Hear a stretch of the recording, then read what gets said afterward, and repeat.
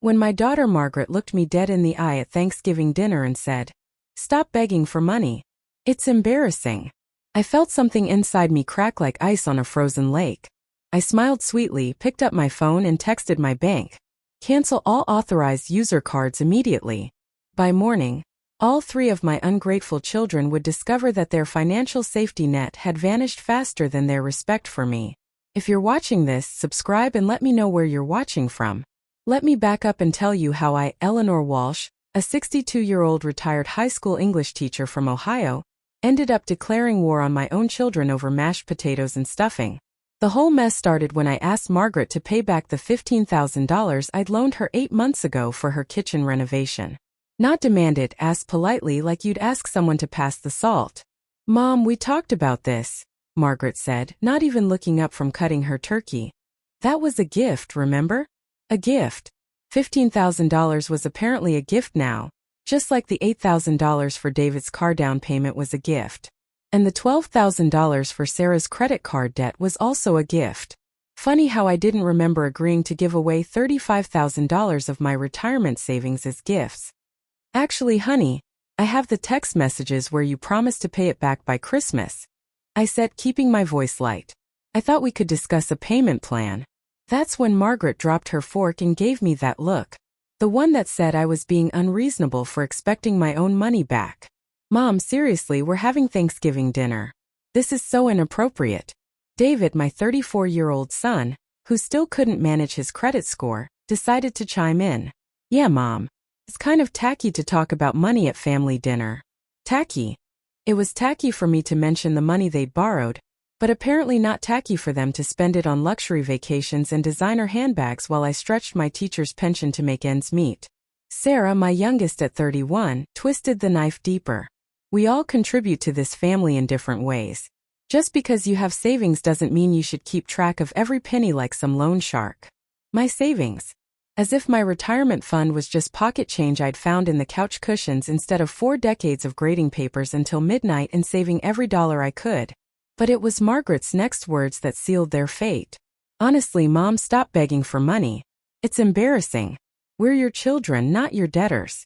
The entire table went quiet. Even the grandkids stopped chattering. My son-in-law Mark looked uncomfortable and Sarah's boyfriend Tommy stared at his plate like it held the secrets of the universe. I sat there for a moment, letting those words sink in. Begging, according to my daughter, asking for my own money back was begging. "You're absolutely right, sweetheart," I said, standing up with my phone in hand. "I should stop begging." That's when I sent the text to my bank and another one to my credit card company, and one more to my investment advisor. The beautiful thing about being the primary account holder is that you have all the power. Those authorized user cards I'd set up for emergencies gone. The joint checking account I'd opened with David for his business expenses frozen. The credit line I'd co-signed for Sarah's apartment terminated. I finished my dinner in silence while my children chatted about Black Friday sales and holiday plans, completely oblivious to the financial earthquake I just triggered. They had no idea that their credit cards would start declining in about 6 hours when the bank systems updated overnight. But I knew, and for the first time in months I was smiling a real smile. How did I become the family ATM? The transformation happened gradually after my husband Tom died 3 years ago, starting with a phone call that seemed so innocent at the time. "Mom, I need help." Margaret's voice was tearful, desperate. It was January 2022, 2 months after Tom's funeral, and her husband Mark had just taken a pay cut at his job. They had 2 kids and a mortgage that was suddenly too expensive. What widow wouldn't help her struggling daughter? I wrote that first check for $3,000 without hesitation. It was supposed to be temporary, just until they adjusted to the reduced income. Margaret promised to pay me back in 6 months when Mark's performance review came up. 6 months passed. No mention of repayment, but plenty of mentions of other problems that required financial solutions. Instead, Margaret called again. The kids needed school supplies and new clothes, and money was tight. Could I help with $500? Of course I could. I was their mother and they were still grieving their father too. Then David's car broke down. Then Sarah needed help with her moving expenses. Each time they promised to pay me back when things stabilized. Things apparently never stabilized, but their requests certainly got bigger. By early 2024, I was practically funding their entire lifestyle, Margaret's kitchen renovation, David's investment opportunity that turned out to be a cryptocurrency scam, Sarah's credit card bills from shopping sprees I couldn't afford for myself. The irony? While I was emptying my savings to keep them afloat, I was eating generic soup for dinner and wearing the same cardigans I'd owned for a decade. My own children thought I was wealthy because I helped them, but I was slowly draining my teacher's pension to subsidize their middle-class lifestyle. I told myself it was temporary. I told myself they'd remember my generosity when they got back on their feet. I told myself a lot of things that turned out to be complete nonsense. The wake-up call should have been David's birthday party last year. I gave him a check for $2,000 to help with his rent. And an hour later, I overheard him telling his girlfriend's parents that his rich mom always came through when he needed cash. Rich. The woman who hadn't bought herself new shoes in 2 years was rich, according to her son. But I kept writing checks because that's what mothers do, right? We sacrifice for our children.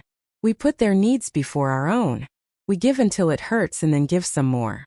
What I didn't realize was that my children had stopped seeing me as a person with my own needs and started seeing me as a resource to be managed. I wasn't their mother anymore. I was their personal bank. And they'd gotten very comfortable making withdrawals without any intention of making deposits. The Thanksgiving dinner was just the final straw. After 2 years of bleeding money and getting nothing but attitude in return, Margaret had the audacity to act like I was the problem for wanting my own money back. Well, I thought as I watched my phone light up with frantic calls that I was definitely not going to answer. They were about to learn exactly what kind of problem their mother could be when she stopped being so accommodating. You want to know the real kick in the teeth? It wasn't just the money. It was everything I'd sacrificed for these kids over the years, only to be treated like I was inconveniencing them by existing. Take Margaret's wedding in 2015. She wanted the perfect Pinterest wedding. But their budget was more Walmart than Nordstrom. So guess who stepped in? I used $12,000 from my teacher retirement fund to pay for the photographer, the flowers, and the open bar because my daughter deserved her dream day. The thank you card I received had my name spelled wrong. Ella Laner was apparently too difficult to remember correctly, or David's college graduation in 2018. He needed professional attire for job interviews. So I bought him 3 complete outfits. Investment in his future, I called it. He wore those suits to land his current job, the one that pays him enough to afford his trendy apartment, but somehow never enough to pay back his mother. And Sarah. Sweet Sarah, who called me crying at 2 a.m. when her boyfriend dumped her, when she got fired from her retail job, when she needed someone to listen. I was always there, always ready to write a check or offer a shoulder to cry on. But when I mentioned at Easter that I was thinking about getting my furnace repaired, you know what Sarah said? Mom, you should really learn to budget better. It's not healthy to stress about money at your age. Budget better. The woman whose credit cards I paid off twice was giving me financial advice. The truth is, I'd become invisible to them except when they needed something. They'd show up for Sunday dinners with empty hands and full appetites, complaining about their problems while I served meals I cooked from clearance groceries. Margaret would vent about her marriage troubles while I did her family's laundry for free. David would lecture me about politics while I helped him move apartments for the 4th time in 3 years. Sarah would scroll through her phone while I babysat her cat every weekend. I was the unpaid therapist, babysitter, housekeeper, and bank all rolled into one convenient mother-shaped package. But here's what really gets me. They genuinely believed they were doing me favors by spending time with me. Like I should be grateful that my successful, independent children bothered to include their lonely old mother in their busy lives. Margaret actually said that to me once. Mom, we make an effort to visit you because we know you get lonely since Dad died. But you can't expect us to solve all your problems. My problems. Apparently, wanting my own money back was my problem, not their problem for taking it in the first place. The night after Thanksgiving, while my phone buzzed incessantly with their increasingly frantic calls, I sat in my quiet house and made a detailed list. Every loan, every gift, every favor I'd done over the past 3 years since Tom died. The total came to just over $53,000 in cash, plus countless hours of free labor and emotional support. $53,000 I'd never see again, given to children who thought asking for it back was embarrassing. Well, they hadn't seen embarrassing yet, but they were about to learn what real embarrassment looked like. My phone started ringing at 6:47 a.m. on Black Friday. Margaret's name flashed on the screen, but I was busy drinking my coffee and reading the newspaper like any other normal Friday morning. Why rush to answer? I had nowhere to be and all the time in the world. By 7:30, I had 15 missed calls and a string of text messages that would have been hilarious if they weren't so pathetically predictable. Mom, my card was declined at Target. There must be some mistake. Mom, call me. Something's wrong with the bank. Mom, answer your phone. This is urgent. I finished my crossword puzzle and started on the Sudoku before I even looked at the messages. David was next to panic. Mom, what the hell? My card doesn't work and the joint account is frozen. Did you do something? Such a bright boy, my David. Only took him 4 hours to figure out that Mommy wasn't playing anymore. Sarah's message was my personal favorite. Mom, this is really mature. Are you seriously going to ruin our credit over a family disagreement? A family disagreement? That's what we were calling systematic financial exploitation now. Apparently, I made myself a nice breakfast. Scrambled eggs with cheese, fresh fruit, real orange juice instead of the powder mix I've been buying to save money. Might as well enjoy the luxury of a peaceful morning before the storm really hit. At 10:15, Margaret finally showed up at my front door. I could see her through the peephole, pacing on my porch like a caged animal. Her face was red, and she kept checking her phone every 5 seconds. I opened the door wearing my most innocent smile. Good morning, sweetheart. You're up early for a holiday. Mom, what did you do? Her voice was strained like she was trying very hard not to scream. I had breakfast. Eggs were perfect. Would you like some coffee? This isn't funny. Our cards aren't working. Mark had to abandon his shopping cart at the grocery store. The kids are asking why Daddy can't buy their Christmas presents. Oh, the children. Of course, she'd bring up the children. Have you tried paying with your own money? Margaret's jaw dropped. What do you mean our own money? You gave us access to those accounts. I gave you emergency access to my accounts. For actual emergencies, not for funding your lifestyle while you ignore your debts to me. Her face went from red to white. Those were gifts, Mom. You said. I never said any such thing. I have every text message, every email, every written promise you made to pay me back. Would you like me to read them to you? That's when the tears started. Big dramatic tears like when she was 7 and didn't get her way at the toy store. Mom, please. We can't afford groceries without those cards. The kids need clothes. Christmas is coming. Funny how you could afford a weekend trip to Chicago last month, but can't afford groceries now. She had no answer for that because there wasn't one. I want you to leave, I said calmly. When you're ready to have an adult conversation about paying back the money you borrowed, you can call and schedule an appointment.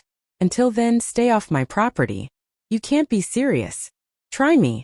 After she left, I did something I hadn't done in years.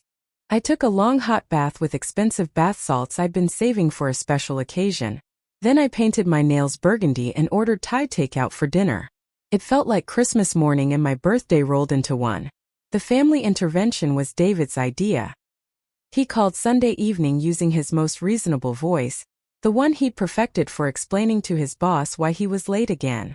Mom, we need to sit down and work this out like adults. This has gone too far. I agreed to meet them at Margaret's house Tuesday evening, not because I was ready to cave, but because I was curious to see what kind of strategy they'd cooked up over the long weekend. I arrived exactly on time, wearing my best navy dress and the pearl necklace Tom had given me for our 20th anniversary. If we were having a family meeting, I was going to look like the dignified, successful woman I'd forgotten I could be. They were all there, Margaret and Mark. David and his girlfriend Jessica, Sarah and her current boyfriend, whose name I couldn't be bothered to remember. They'd arranged themselves around the living room like a tribunal. All serious faces and folded hands. Margaret had obviously been elected spokesperson. Mom, we've been talking and we think you're having some kind of emotional breakdown. I nearly laughed out loud. An emotional breakdown. Because holding people accountable for their debts was a sign of mental instability. We're worried about you, David chimed in. This isn't like you. You've always been so generous and understanding. Understanding? Yes. I've been very understanding while they picked my financial bones clean. Sarah leaned forward with her most sympathetic expression. Mom, we know Dad's death was hard on you. Maybe you should talk to someone. A grief counselor or therapist. There it was, the grief card. Because obviously the only reason a woman would want her money back was unresolved trauma, not basic common sense. You think I'm having a breakdown because I want you to honor your debts? I asked pleasantly. Mom, those weren't debts? Margaret said, exasperated. Family helps family. You helped us and someday we'll help you. When exactly will that magical someday arrive? Because I've been waiting 3 years for it to show up. Mark, bless his heart, tried to play mediator. Mrs. Walsh, maybe we could work out a payment plan. Something reasonable that works for everyone. You mean like the payment plan Margaret agreed to last spring? The one where she was going to pay me $500 a month starting in June. Because unless my math is completely wrong, that means she currently owes me $3,000 just in missed payments. The room went very quiet. Or maybe we could follow David's plan where he was going to pay me back from his tax refund. That was 18 months ago. David, did you forget to file taxes or did you just forget about me? David's face was getting red. Mom, you're being accurate. Yes, I am being accurate. Sarah, would you like to tell everyone about your plan to pay me back from your promotion at the department store? Sarah's face crumpled. Mom, stop. The promotion you got 10 months ago. The one you celebrated with a shopping spree that you documented on Instagram for everyone to see. I stood up, smoothing down my dress. Here's my payment plan. You have 60 days to return every penny you borrowed with a reasonable payment schedule we all agreed to in writing. Or I consult with the lawyer about my options. The silence was deafening. You can't sue your own children, Margaret whispered. I smiled at her. Watch me. Thursday morning brought the first sign that my children were finally taking me seriously. Sarah showed up at my house at 8 a.m. with an envelope full of cash, $200. Which she claimed was everything she had in her checking and savings accounts. Mom, please. I'm trying to make this right. I looked at the crumpled bills in my hand. Sarah owed me $12,000 and she thought $1,200 was going to fix this. Sweetheart, this doesn't even cover 1 month of missed payments on what you owe me. It's all I have right now. But I can get more. I can pick up extra shifts at work. Maybe sell some things. The desperation in her voice should have moved me. 3 months ago it would have. But that was before I discovered exactly what my children really thought of me. Sarah, sit down. We need to talk. She perched on the edge of my couch like she was ready to bolt at any second. When you were 18, you overdrew your checking account and came to me for help. Do you remember what I told you about managing money? Her face went pale. That borrowing money creates an obligation, and obligations have to be honored. And what did I say about family and trust? That family relationships should be built on respect, not convenience. So, explain to me how borrowing money with no intention of paying it back shows respect for our relationship. Sarah started crying then. Not the manipulative tears she perfected as a teenager, but real ugly sobs. I didn't mean for it to happen this way. I always planned to pay you back. But then other things came up and it seemed like you didn't really need the money anyway because you kept offering to help. Because I kept offering to help. You thought that meant you didn't have to pay me back. No, that's not I mean. She wiped her nose with her sleeve. Mom, I screwed up. I know I screwed up, but cutting us off completely isn't going to fix anything. That's when I told her what I discovered Tuesday afternoon, when I finally went through 18 months of bank statements and credit card records that had been piling up on my desk. Sarah, you've been using my credit card for unauthorized purchases. The statements go to my old P.O. box from when I was having mail forwarding issues after Dad died, so I didn't see them regularly. Her face went from white to green. I was going to tell you when were you going to tell me that you've been using my card number for gas, restaurants and online shopping for the past year? I needed those things. Mom, my job doesn't pay enough and rent keeps going up. So, you decided to supplement your income by stealing from your mother. It wasn't stealing. I'm your daughter. My daughter who took advantage of me during the most difficult period of my life. My daughter who borrowed money she never intended to repay. My daughter, who thought I was too grief-stricken or too trusting to notice. I stood up and walked to my desk, pulling out a folder I prepared the night before. I've made an appointment to speak with a lawyer next week, Sarah. What you've done isn't just about family loans anymore. Using someone's credit card without permission is fraud, even if you're their daughter. The color drained completely from her face. You're not going to press charges. You wouldn't try me. For the first time in her adult life, Sarah was completely speechless. Here's what's going to happen. You're going to pay me back every penny, loans and unauthorized charges. You have 60 days to come up with a payment plan that I approve, or I'm taking legal action. She left without another word, clutching the envelope of cash she'd brought like it was a life preserver. An hour later, my phone rang. Margaret. Mom, you can't threaten Sarah with jail. She's your baby. My baby is a 31-year-old woman who committed credit card fraud. And if she faces legal consequences, it won't be because I threatened her. It'll be because she chose to steal from her mother. That evening, David called. Mom, we need to end this. It's destroying the family. No, David. You destroyed the family when you decided I was nothing more than a bank account with gray hair. I'm just refusing to pretend otherwise anymore. What do you want from us? I want what you took.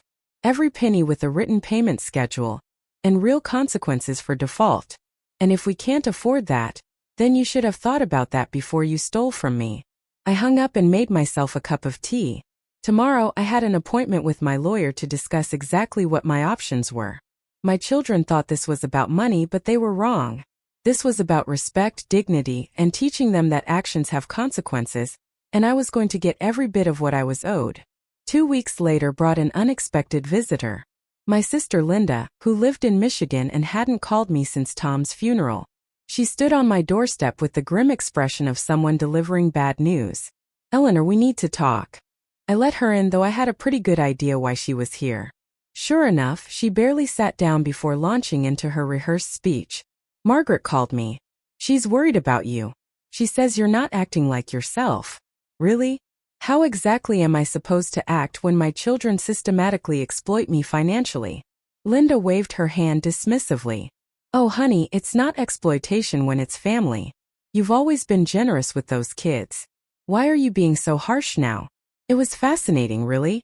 My children had called in reinforcements, and naturally, they'd chosen the one family member who'd always thought I was too soft on them. Linda, did Margaret mention that Sarah has been using my credit card without permission for over a year? She said there might have been some confusion about card access. Confusion? That's what we're calling unauthorized use of someone's credit card now. Linda looked uncomfortable. Eleanor, you're blowing this out of proportion. These are your children. They love you, do they? Because people who love you don't usually steal from you, and then call you embarrassing when you ask for your money back. They're struggling financially. Young people today face challenges we never had. Linda, Margaret drives a car that's newer than mine. David spent more on his last vacation than I spent on groceries in 4 months. These aren't struggling young people.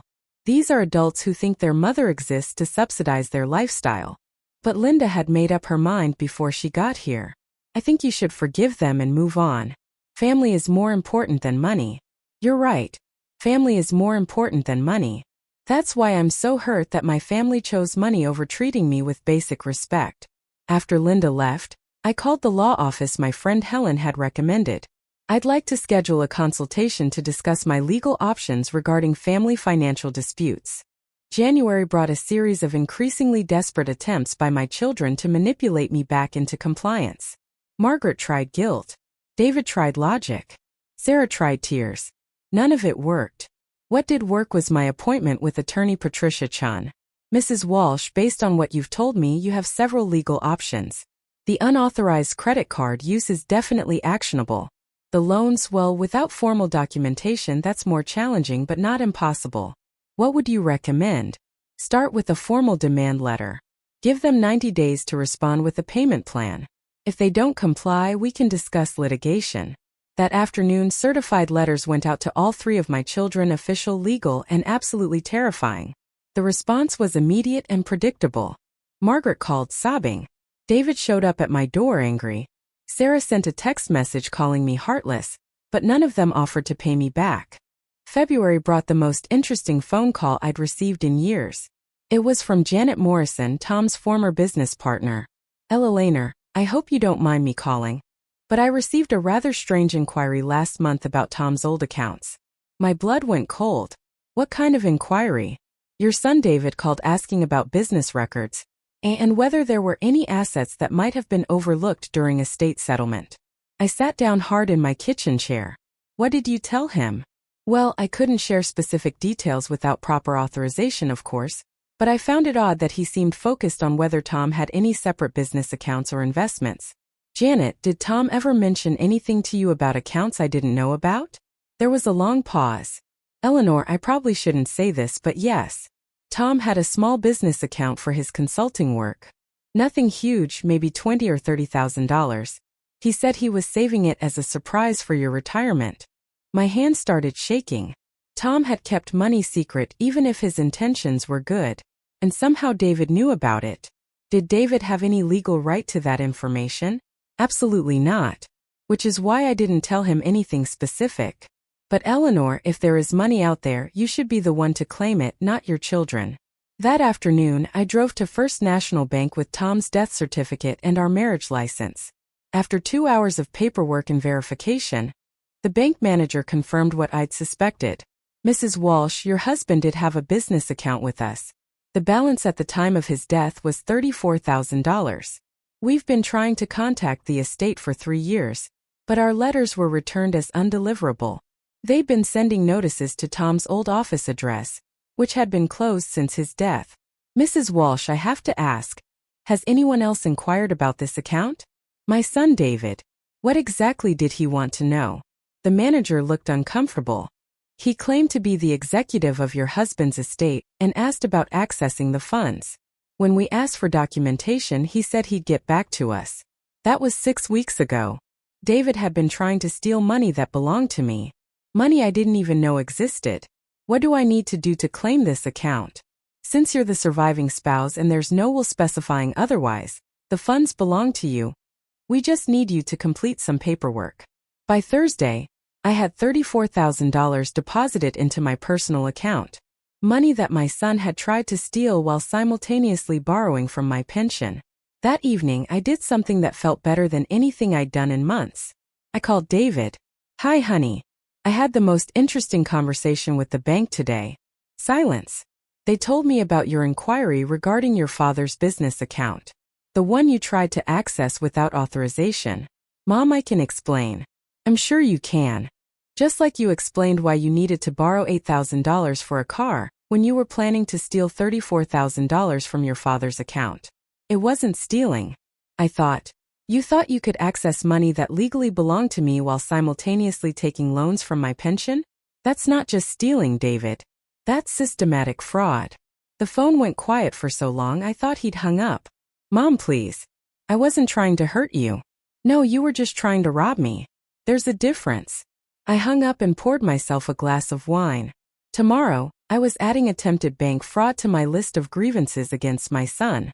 March brought the meeting I'd been dreading and anticipating in equal measure. My 3 children had finally agreed to sit down with me and attorney Patricia Chun to discuss a formal resolution.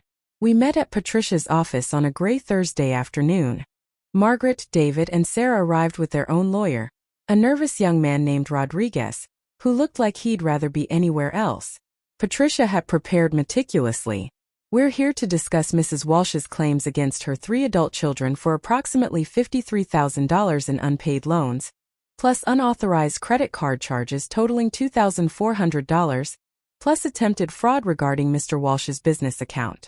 Rodriguez shifted uncomfortably. My clients maintained that the money transfers were gifts, not loans. Patricia slid a thick folder across the table. These are copies of text messages, emails, and written notes where all 3 defendants explicitly promised to repay money they borrowed. There are also bank records showing systematic patterns of requests and transfers. I watched my children's faces as their lawyer reviewed the evidence. Margaret looked sick. David was staring at his hands. Sarah was crying quietly. Furthermore, Patricia continued, we have evidence that Mr. David Walsh attempted to access a bank account belonging to his deceased father without proper authorization. The bank has confirmed that Mrs. Walsh is the legal owner of those funds. Rodriguez looked defeated. What are you asking for? Full repayment of all loans with interest, reimbursement for unauthorized credit card charges, and a formal payment plan with legal enforcement mechanisms. And if they can't afford that, Patricia's smile was razor sharp. Then we'll see them in court. The negotiations took 4 hours. In the end, my children agreed to repay $55,400 in total, $53,000 in loans plus $2,400 in unauthorized charges. Pay interest at 6% annually from the original loan dates. Submit to a 3-year payment plan with automatic deductions from their paychecks. Cover all legal fees. If they defaulted, I could garnish their wages or place liens on their property. As we left the law office, Margaret grabbed my arm. Mom, please. Can't we work this out as a family? I looked at her with the calm clarity that comes from finally seeing the truth. We stopped being a family the moment you decided I was nothing more than a source of funding. This is just business now. That evening, I celebrated with dinner at the nicest restaurant in town. For the first time in 3 years, I ordered exactly what I wanted without checking the prices. My children had taught me the most valuable lesson of my life. Respect isn't given freely. Sometimes it has to be demanded, documented, and legally enforced. But they'd also given me something else. The motivation to stop living my life for other people's approval and start living it for myself. By May, the monthly payments were coming in like clockwork. Margaret, $587 per month for 3 years. David, $634 per month for 3 years. Sarah, $421 per month for 3 years. It was amazing how responsible they became when their wages were being garnished automatically. But the real surprise came when I decided to sort through Tom's papers more thoroughly. Hidden in his desk drawer, I found a manila envelope marked for Eleanor. Open after my death. Inside was a letter that changed everything I thought I knew about my marriage. My dearest Eleanor, if you're reading this, I'm gone. And there are things you need to know. The business account Janet probably told you about was supposed to be a surprise for our 35th anniversary. I wanted to take you to Ireland like we always planned, but there's more. I've been having symptoms I haven't told you about. Memory problems, confusion. I was terrified I was developing dementia like my father, and I didn't want to burden you with another sick husband to care for. I told David about the account because I was afraid I might forget about it entirely, and I wanted to make sure you got the money eventually. I never meant for him to try to access it himself. I also want you to know that I've been proud of you every day of our marriage. You're stronger than you know, smarter than you give yourself credit for. And you deserve better than a husband who was too proud to share his fears. Don't let the children take advantage of your kindness the way I sometimes did. You have my permission to be selfish for once. All my love, Tom. P.S. There's a safety deposit box at Second National. The key is taped under my jewelry box. Happy anniversary, my love. I sat in his study for an hour, crying for the husband I'd lost and the fears he'd carried alone. But I also felt something else. Relief. Tom hadn't been trying to deceive me. He'd been trying to protect me while dealing with his own terror about losing his mind. The safety deposit box contained another surprise. $15,000 in savings bonds and a simple jewelry box with a note for the strong, beautiful woman who deserves better than a man who kept secrets. I drove straight to the bank and deposited the bonds. Then I did something I hadn't done in 15 years. I went shopping for myself. New clothes, new shoes, a proper haircut at an expensive salon. That evening I called each of my children. I found your father's letter. I told them. I understand now why David knew about the account, but that doesn't excuse trying to access it without telling me. Margaret was the first to speak. Mom, we didn't know about Dad's health fears. He never said anything to us. Your father was a proud man who didn't want to worry anyone. But that's not an excuse for how you've treated me since his death. We're sorry, Sarah said. And for the first time she sounded like she meant it. Sorry doesn't give me back 3 years of being treated like an ATM, but it's a start. David cleared his throat. Mom, when the payments are done, do you think we can try to rebuild our relationship? I thought about that for a long moment. Maybe, but it will be a different relationship. One based on mutual respect, not obligation or convenience. We understand, Margaret said. I hope you do, because the woman who wrote checks just to keep the peace is gone. You're going to have to earn your way back into my life. After I hung up, I sat on my back porch with a glass of wine and watched the sunset. For the first time since Tom died, I felt like myself again, strong, independent, and finally free. 2 years later, I was sitting in my new apartment in a lovely senior community outside Columbus, reviewing my monthly statements with profound satisfaction. All 3 payment plans were current. In fact, David had just made his final payment 2 months early. My phone rang. It was Margaret. Mom, I wanted to call because David told us he's finished paying you back. And we wanted to ask, would you consider having dinner with us, all of us together? I looked out my window at the garden I'd planted in the community plots. Tomatoes, herbs, flowers chosen because I liked them, not because they were practical. What kind of dinner are we talking about, Margaret? The kind where we pay. The kind where we show up with genuine apologies and realistic expectations. The kind where we treat you like the intelligent, successful woman you are instead of an obligation we need to manage. That was perhaps the most mature thing any of my children had said to me in 5 years. When did you have in mind? Whenever you're free. We know you have bridge club on Tuesdays, book group on Thursdays, and volunteer work on weekends. We can work around your schedule. They'd been paying attention to my life. That was progress. Saturday evening would work. 7 o'clock in Margaret, yes. Mom, I'll choose the restaurant. The dinner was not a magical healing moment. There were no tears, no dramatic declarations of forgiveness, no promises that everything would go back to the way it used to be. But there was something better. Respect. Sarah brought photos of her new apartment, the one she was paying for entirely on her own. David talked about his promotion at work, and how managing debt payments had taught him to budget properly. Margaret mentioned that she and Mark had started marriage counseling to work on their communication issues. None of them asked me for anything. None of them made jokes at my expense. When the check came, they divided it 3 ways and wouldn't let me contribute a penny. Mom, David said as we were leaving, I want you to know that paying you back wasn't punishment. It was the best thing that ever happened to me. I learned what money actually costs. I learned what respect means, Sarah added. Margaret hugged me at my car. I learned that my mother is tougher than I ever gave her credit for. And I'm glad you didn't let us destroy that. As I drove home, I thought about the woman I'd been 3 years ago. Grieving, lonely, desperate to maintain relationships, even when they were harmful to me. That woman was gone. In her place was someone I actually liked. Ella Laner Walsh, retired teacher, independent woman, bridge champion, and volunteer literacy coordinator. A woman who paid her own bills, chose her own friends, and demanded to be treated with dignity. My children had taught me the most valuable lesson of my life, though not the one they'd intended. They taught me that love without respect is worthless, that family relationships built on exploitation aren't worth preserving, and that sometimes the best thing you can do for someone is to stop enabling their worst behavior. Now 6 months later, I talk to my children every few weeks. They visit occasionally. We exchange gifts on holidays. But the relationship is fundamentally different now. I'm not their mother, the bank account. I'm not their mother, the enabler. I'm simply Ella Laner, a woman they happen to be related to who will help them if they need it, and treat them well if they reciprocate. Some people would say I was too harsh. That family should forgive and forget. But those people have never been systematically robbed by the people they raised. My children needed to learn that actions have consequences. That respect is earned, not assumed. That their mother was a person with her own needs, not just a resource to be exploited. It took 3 years in legal intervention, but they finally learned, and in the process so did I. Thanks for listening. Don't forget to subscribe and feel free to share your story in the comments. Your voice matters. Music.